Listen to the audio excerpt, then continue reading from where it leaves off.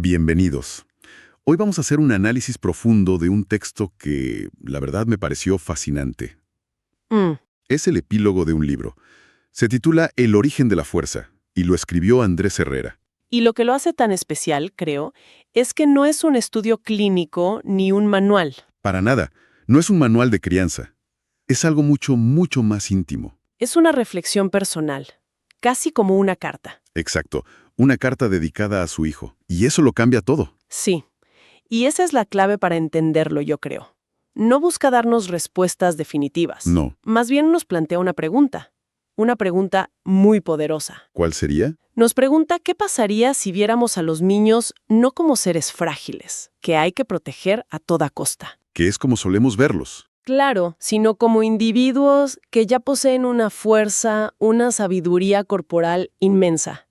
El texto nos invita a cambiar la lente con la que miramos la infancia. Totalmente. Y de hecho, arranca con una imagen que te obliga a hacer justo eso, a cambiar esa lente. Ajá. El autor dice que si observamos con atención a un niño en un parque, no veremos a alguien que simplemente juega. No. Veremos a atletas de alto rendimiento en miniatura. Y la primera vez que lo leí, me detuve. Atletas de alto rendimiento. Es una afirmación muy fuerte. Lo es, porque choca con toda esta narrativa cultural de la niñez como una etapa de pura vulnerabilidad. Exacto. Pero él lo respalda con ejemplos súper concretos, muy visuales. No es solo una frase poética. Para nada. Describe a un niño de 3 o 4 años trepando una red en un parque.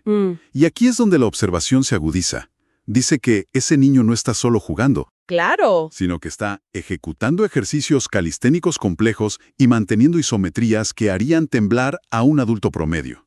Y es totalmente cierto. Uno lo ve y piensa en la fuerza de agarre que tienen, la tensión en el abdomen. Es un esfuerzo increíble, y lo hacen con una naturalidad que es pasmosa. Y el segundo ejemplo que da es quizá todavía más universal, más revelador. La sentadilla. La sentadilla. Pide que observemos a un niño pequeño cuando se agacha a recoger un juguete del suelo. Sí. Y la describe anatómicamente. Talones completamente apoyados en el suelo, la espalda recta, las caderas abiertas. Es la sentadilla profunda perfecta. Perfecta. Una movilidad que la gran mayoría de los adultos hemos perdido por completo. Por completo. Yo intento hacer eso ahora y, bueno, sería un desastre. Y aquí es donde el texto introduce una idea que me pareció contraintuitiva, pero brillante. A ver. Dice que esa capacidad no es algo que los niños aprenden. Es su estado natural. Es su configuración de fábrica, digamos. Somos nosotros los que desaprendemos. Exacto. Nosotros desaprendemos a movernos así. Justo. El problema no es que ellos necesiten aprender a moverse. El problema es que nuestro entorno, como dice el autor, de sedentarismo y sillas, Sí. nos enseña activamente a olvidar cómo movernos. Los niños son un testimonio viviente de esa inteligencia corporal que traemos de nacimiento. Y que el estilo de vida moderno va erosionando poco a poco. Exacto. Es la ausencia de un desentrenamiento, más que el resultado de un entrenamiento. Me gusta mucho esa idea del desentrenamiento, porque pone la responsabilidad en el entorno, en los hábitos. Entonces, si partimos de esta base de que los niños son estos atletas natos, que están perfectamente conectados con su cuerpo, la pregunta lógica es... ¿En qué momento se tuerce todo? Sí. ¿Qué hacemos nosotros como adultos para que esa llama se apague? Y esa es la parte más incómoda y, creo yo, la más importante del texto. Totalmente. Porque el autor argumenta que a menudo somos nosotros. Con la mejor de las intenciones, pero somos nosotros quienes iniciamos ese proceso de desconexión. Sí, y describe una escena que es casi universal. Un niño o una niña intenta levantar algo que le parece pesado. Ajá. Pone todo su empeño, su cara se arruga por el esfuerzo, y la reacción casi automática de un padre o una madre es el grito. El famoso grito. ¡Cuidado! ¡Te vas a lastimar! Eso es muy pesado para ti. Me sentí muy identificado, porque es un impulso casi imposible de controlar. Es un reflejo. Nace del amor, del instinto de protección. Pero el autor nos obliga a analizar el mensaje que hay debajo de esa reacción. Que no es solo ten cuidado. No. Según él, le estamos enviando mensajes mucho más profundos y más dañinos. ¿Como cuáles, por ejemplo? Pues primero, que su cuerpo es débil, que es incompetente por naturaleza. Wow. Segundo, que no debe confiar en sus propias sensaciones, ni de esfuerzo ni de capacidad. Es como decirle, tu juicio no es válido, el mío sí, y mi juicio es que no puedes. Y a largo plazo, el resultado de repetir ese mensaje es... Es enseñarle la desconexión de su propio poder. El niño empieza a dudar de sí mismo, de sus capacidades físicas. Usa una frase que es durísima, pero muy gráfica. Dice que el adulto se convierte en el arquitecto de su debilidad. Es brutal la imagen. La idea de que no estamos protegiendo una fragilidad que ya existe, sino que la estamos construyendo activamente, con nuestros propios miedos. Es que invierte la perspectiva por completo. Y lo que me parece interesante es pensar en el origen de ese miedo del adulto. ¿A qué te refieres? Quizás no es solo la preocupación por el niño. Tal vez es un reflejo de nuestra propia desconexión física. Proyectamos nuestra propia fragilidad. Proyectamos nuestra falta de confianza en nuestro cuerpo. Exacto. Como nosotros perdimos esa capacidad, nos parece imposible que ellos la tengan. Claro, tiene todo el sentido del mundo. Vemos su esfuerzo a través del filtro de nuestra propia limitación. Ok, entiendo el problema. Pero entonces, ¿cuál es la alternativa? Porque tampoco podemos quedarnos callados y dejar que se arriesguen a una lesión. ¿Qué propone el autor? Y ahí es donde el texto se vuelve muy práctico. No aboga por la negligencia, para nada. Propone un cambio de enfoque. A ver. Una alternativa basada en 2 pasos: validar y supervisar. Ok, llevémoslo a la práctica. ¿Cómo se ve eso? Un niño de 5 años intenta levantar una silla que parece pesada. ¿Qué le digo en lugar de, no, para? Bueno, primero, validas su intención. Te acercas y le dices algo como, oye, veo que quieres mover esa silla. ¿Qué fuerza estás haciendo? Ah, ok. Con eso, reconoces y respetas su esfuerzo, en lugar de anularlo. Y luego, supervisas. Que no es lo mismo que prohibir. Para nada. Evalúas la situación real. Quizás la silla sí es demasiado pesada. Entonces, en lugar de decirle, no puedes, le propones, ¿qué tal si la empujamos juntos? Tú de un lado y yo del otro. ¿Entiendo? O si ves que puede, pero con dificultad, simplemente te quedas cerca. Aseguras el entorno. La diferencia es abismal. Totalmente. En un caso el mensaje es, eres débil y no sabes. En el otro es, tu esfuerzo es valioso y estoy aquí para apoyarte. Exacto. El autor hace una distinción que me parece que es el corazón de todo esto. Ser responsables, no miedosos. Es que ahí está toda la filosofía. La responsabilidad implica una evaluación objetiva del riesgo y una colaboración. El miedo es una reacción emocional, a menudo irracional, que cierra la puerta a la experiencia. Y esto nos lleva a pensar en cómo esa sobreprotección, que nace del amor, puede terminar siendo, contraproducente. Justo. El texto usa una frase muy directa. El músculo no sabe de edad, sabe de estímulo. Me encanta esa frase. Si le quitas el estímulo por miedo, el resultado es la atrofia. Tengas la edad que tengas. Lo que me lleva a la parte más propositiva y diría hasta más alegre del texto. Porque no se queda solo en la crítica. Ofrece una solución, que no es ir a un gimnasio, sino algo mucho más fundamental y divertido. La reivindicación del juego físico. Exacto. Él lo llama el juego de la fuerza. Y no se refiere a levantar pesas, claro. No. Se refiere a la interacción física directa, forcejear, empujar, hacer luchitas. Ajá, pero siempre, y lo subraya varias veces, con cuidado y amor. Sí, lo fascinante aquí es cómo eleva la categoría de este tipo de juego. ¿A qué te refieres? Socialmente a veces se ve como algo brusco, caótico, casi indeseable, ¿no? Pero él lo redefine como la forma primitiva de aprender límites, propiocepción y respeto. Le da un propósito educativo fundamental. ¿Sabes? Me pasó algo curioso leyendo esa parte. Me hizo recordar cuando jugaba a las luchitas con mis sobrinos. Ajá. Al principio, uno tiene pánico de aplicar demasiada fuerza, de lastimarlos, claro. Pero con el tiempo, te das cuenta de que son ellos los que te enseñan los límites a ti. Saben perfectamente hasta dónde pueden llegar y cuándo parar. Es como un baile. Sí, es como una negociación constante de fuerza. Ese es un ejemplo perfecto.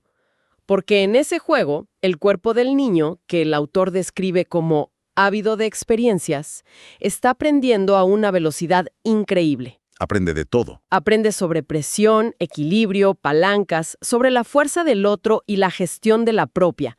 Es un diálogo corporal que enseña lecciones que la mente consciente tardaría años en procesar. Y lo más importante, como mencionas, es una escuela de confianza. De confianza, claro. Porque en ese juego, el niño aprende que la persona más fuerte del intercambio, que es el adulto, no va a abusar de su poder.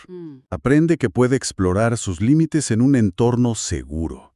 Es una base para la confianza emocional que se construye a través del cuerpo. Absolutamente. Es comunicación no verbal en su estado más puro. Se establecen reglas implícitas sobre el espacio personal, sobre el consentimiento y el cuidado mutuo. Se aprende a ser fuerte. Ujú. Y al mismo tiempo a ser gentil. Es una paradoja hermosa. Sí, una escuela de fuerza y de respeto, como decíamos.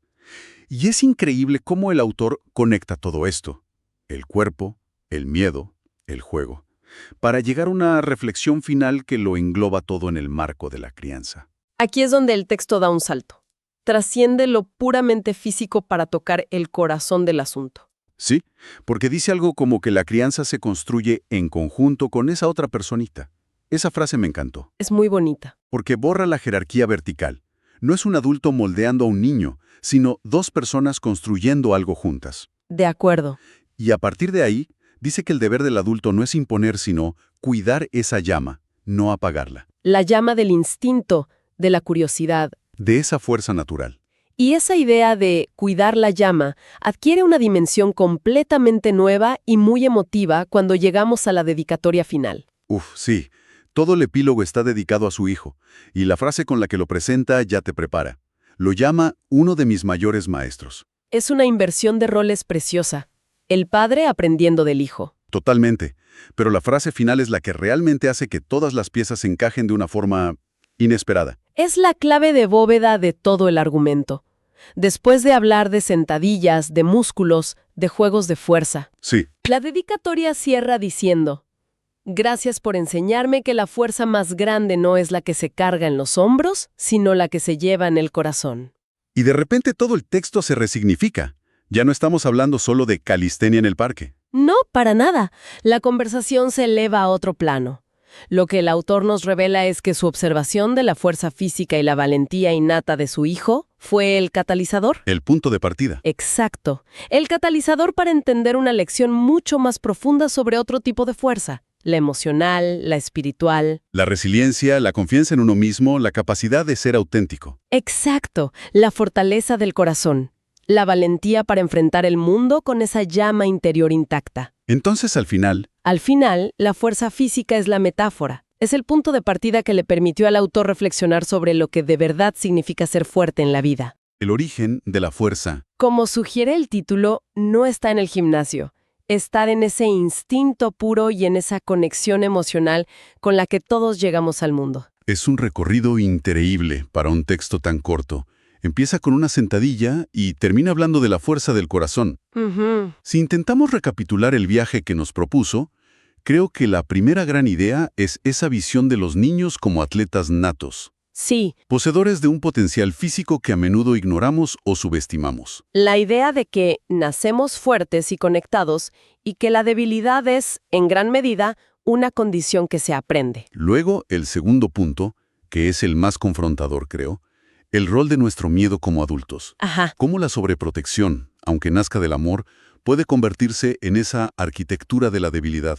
Es un llamado de atención. Un llamado a ser más responsables y menos miedosos, a confiar más en la capacidad de los niños y un poco menos en nuestras proyecciones.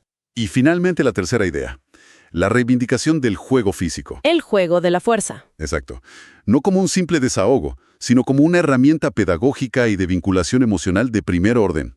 Una escuela de vida que se aprende con el cuerpo. Definitivamente. Pero más allá de este resumen, creo que la reflexión final del autor nos deja una pregunta resonando, una idea para seguir pensando. A ver, ¿cuál sería? El texto se centra en cómo sofocamos la fuerza física por miedo, ¿cierto? Sí. Pero su conclusión sobre la fuerza del corazón nos obliga a ampliar la pregunta. ¿En qué otras áreas de la vida podríamos estar apagando la llama innata de alguien al proyectar nuestros propios límites? Claro. Pensemos en la creatividad cuando le decimos a un niño que su dibujo no se ve como una casa de verdad. O en la curiosidad intelectual, cuando cortamos una pregunta con un «eso es muy complicado para ti». O incluso en la expresión emocional cuando decimos los niños grandes no lloran. Son otros tipos de «te vas a lastimar». Exactamente. El texto sugiere que la verdadera crianza, y quizás la verdadera enseñanza en cualquier ámbito, no consiste en moldear a alguien a nuestra imagen, sino en crear el espacio seguro para que su propia fuerza, en todas sus formas, pueda manifestarse sin miedo.